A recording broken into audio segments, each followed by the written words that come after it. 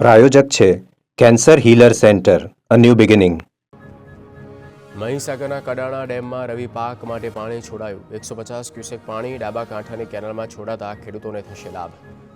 કડાણાના 40, લુણાવાડાના 90 ગામોને સિંચાઈનું પાણી મળી રહેશે. 130 ગામોની 11,000થી વધુ હેક્ટર જમીનને સિંચાઈનો લાભ મળશે.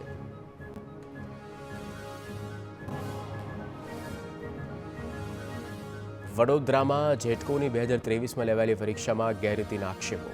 2023માં લેવાયેલી પરીક્ષામાં અલગ અલગ મેરિટ બનાવતા ઉમેદવારોએ વિરોધ કર્યો.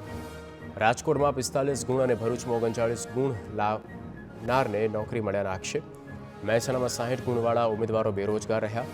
જેટકોની બેવડી નીતિ સામે મહેસાણા અને અન્ય જિલ્લાઓમાંથી પણ આવેલા ઉમેદવારોએ ધરણા કર્યા.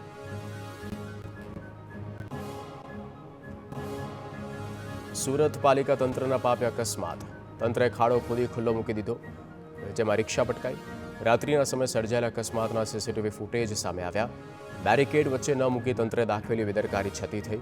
આ ઘટનામાં રિક્ષા ચાલક ઇજાગ્રસ્ત થયો.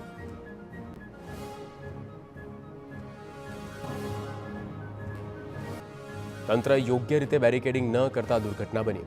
માત્ર ખાડાના આજુબાજુ જ બેરિકેડ લગાવવામાં આવ્યા. અગાઉ પણ ખુલ્લા ખાડાના કારણે દુર્ઘટના બની હતી. ખાડા અને ખુલ્લી ગટરો આસપાસ તંત્ર યોગ્ય રીતે બેરિકેડિંગ કરીને કામગીરી વહેલી તકે પૂરી કરે તેવી માંગ.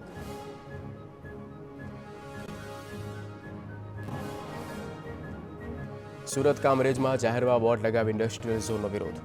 લાડવી, ઉંભેડ સહિતના વિવિધ કામ દ્વારા વિરોધ. ઇન્ડસ્ટ્રીયલ ઝોન બનતા બહારના લોકો આવવાથી ક્રાઇમ વધવાની આશંકા વ્યક્ત કરવામાં આવી. સ્થાનિકો ઇન્ડસ્ટ્રીયલ ઝોન મુદ્દે પોતાનો રોષ વ્યક્ત કર્યો.